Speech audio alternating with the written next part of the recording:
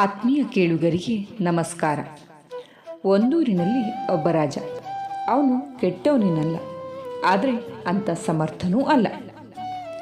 ಅವನಿಗೆ ಸ್ವತಃ ಜ್ಞಾನ ಕಡಿಮೆ ಇತ್ತು. ಯಾರು ಏನೇ ಹೇಳಿದರೂ ನಂಬಿ ಬಿಡುವಂತಹ ವ್ಯಕ್ತಿ. ಅವನ ದರ್ಬಾರ್ನಲ್ಲಿ ಅನೇಕ ಜನ ಜ್ಞಾನಿಗಳಿದ್ದರು. ಅದರಲ್ಲಿ ಒಂದಿಷ್ಟು ಜನ ಜ್ಞಾನದ ಮುಖವಾಡ ಹಾಕಿಕೊಂಡಿದ್ದಂಥವರು. ಯಾವುದೋ ಒಂದು ವಿಷಯದಲ್ಲಿ ಒಬ್ಬರ ಮೇಲೆ ನಂಬಿಕೆ ಬಂತು ಅಂದರೆ ಅವರನ್ನು ದರ್ಬಾರಿನಲ್ಲಿ ಸೇರಿಸ್ಕೊಂಡು ಬಿಡ್ತಿದ್ದ ರಾಜ.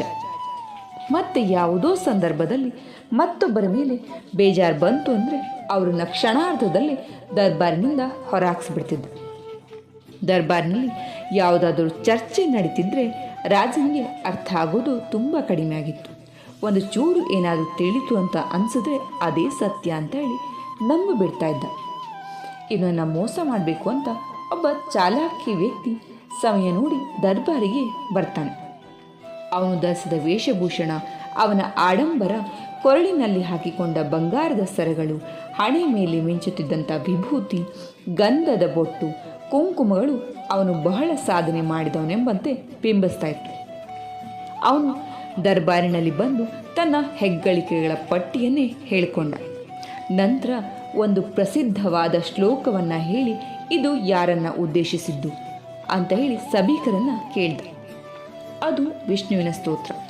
ಅದನ್ನು ಆಗಲೇ ಹಿರಿಯ ಮಂತ್ರಿಗಳು ಒಂದೆರಡು ಬಾರಿ ವಿವರಿಸಿದ್ದು ಉಂಟು.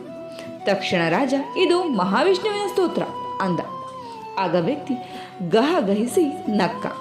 ನನಗೆ ಗೊತ್ತಿತ್ತು ನಿಮ್ಮ ಹಿರಿಯ ಮಂತ್ರಿಗಳು ಹೀಗೆಯೇ ತಪ್ಪು ವಿಷಯವನ್ನು ತಿಳಿಸ್ತಾರೆಂದು. ಇದು ವಿಷ್ಣುವಿನ ಸ್ತೋತ್ರವಲ್ಲ, ಹಣದ ಸ್ತೋತ್ರ, ಬೆಳ್ಳಿಯ ರೂಪಾಯಿಯ ಸ್ತೋತ್ರ.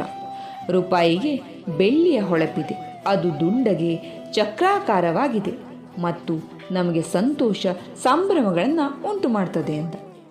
ಈ ಮೋಸಗಾರನ ಮಾತುಗಳನ್ನು ಕೇಳಿ ರಾಜನಿಗೆ ತುಂಬ ಸಂತೋಷ ಆಯಿತು.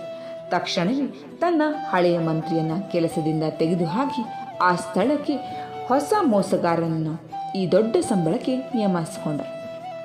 ಈ ವಿಷಯವನ್ನು ಬಹಳಷ್ಟು ಜನರಿಗೆ ಗೊತ್ತಾದಾಗ ಅವರು ತುಂಬಾ ಬೇಜಾರು ಮಾಡಿಕೊಂಡ್ರು.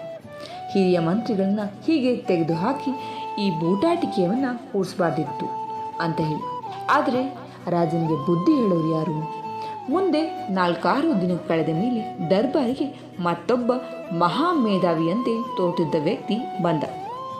ಅವನ ಅಬ್ಬರ, ಹಾರಾಟ ಈ ಹೊಸ 2 ಮಂತ್ರಿಗಳಿಗಿಂತ ತೂಕ ಹೆಚ್ಚೇ ಆಗಿತ್ತು. ಆತನು ಬಂದು ಅದೇ ಶ್ಲೋಕವನ್ನು ಹೇಳಿ ಅದರ ಅರ್ಥ ಯಾರಿಗಾದರೂ ತಿಳಿದಿದೆಯಾ ಅಂತೇಳಿ ಪ್ರಶ್ನೆ ಮಾಡ್ತಾನೆ.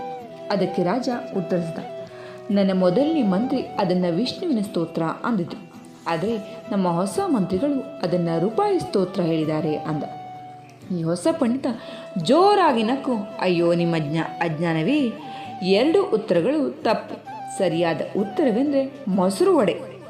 ಇದು ಮೊಸರು ವಡೆಯನ್ನು ವರ್ಣಿಸುವ ಸ್ತೋತ್ರ. ಅದು ಬಿಳಿಯದಾದ ಮೊಸರಿನಲ್ಲಿದೆ, ಅದು ದುಂಡಗಾಗಿಯೂ ಇದೆ. ಅದನ್ನು ನೆನಪಿಸಿಕೊಂಡರೆ ಸಾಕು, ಮನಸ್ಸಿಗೆ ಸಂತೋಷ ದೊರೆತು ಬಾಯಿಯಲ್ಲಿ ನೀರು ಬರ್ತದೆ. ಅದನ್ನು ನಿತ್ಯ ಸೇವಿಸಿದವನಿಗೆ ಯಾವ ಕಷ್ಟವೂ ಇಲ್ಲ ಅಂತ. ಅದ್ಭುತ! ಇಂತಹ ಸುಂದರವಾದ ವಿವರಣೆಯನ್ನು ನಾನು ಕೇಳೇ ಇರಲಿಲ್ಲ ಅಂತ ರಾಜ ಹೊಗಳ್ದ. ಇಂದಿನಿಂದ ನಿಮ್ಮನ್ನು ನಮ್ಮ ಪ್ರಧಾನಮಂತ್ರಿಯಾಗಿ ನೇಮಿಸ್ತಿದ್ದೀನಿ ಅಂತ ಹೇಳಿ ಘೋಷಣೆ ಮಾಡಿದ. ಆಗ ವ್ಯಕ್ತಿ ಕೈ ಮುಗಿದು, ಮಹಾರಾಜ, ನಾನು ಪಂಡಿತನೂ ಅಲ್ಲ, ಮಂತ್ರಿ ಸ್ಥಾನವನ್ನು ಅಪೇಕ್ಷಿಸಿದವನೂ ಅಲ್ಲ.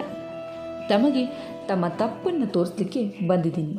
ನಿಮ್ಮ ಮೊದಲ ಮಂತ್ರಿ ನಿಜವಾಗಿಯೂ ಬುದ್ಧಿವಂತ, ಪ್ರಾಮಾಣಿಕ. 2ನೇಯವನು ಬರೀ ಬೂಟಾಟಿಕೆ ಮಾಡಿ ತಮ್ಮಿಂದ ಹಣ ಕೇಳಲಿಕ್ಕೆ ಬಂದಿದ್ದಾನೆ.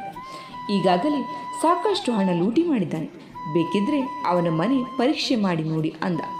ಹಾಗೆ ರಾಜ ಮಾಡಿದಾಗ ಮೋಸದ ವ್ಯಕ್ತಿಯ ಬಣ್ಣ ಬದಲಾಯಿತು. ಮತ್ತೆ ಮೊದಲಿನ ಮಂತ್ರಿಯನ್ನು ಕರೆತಂದು ನೇಮಿಸಿಕೊಂಡ. ಅಂದಿನಿಂದ ನಿರ್ಣಯ ತೆಗೆದುಕೊಳ್ಳುವಾಗ ರಾಜ ಹೆಚ್ಚು ಜಾಗರೂಕನಾಗಿ ಇದ್ದಂತೆ ಮತ್ತು ಜ್ಞಾನಿಗಳ ಅಭಿಪ್ರಾಯ ತಿಳಿದು ಕೆಲಸ ಮಾಡ್ತಿದ್ದಂತೆ.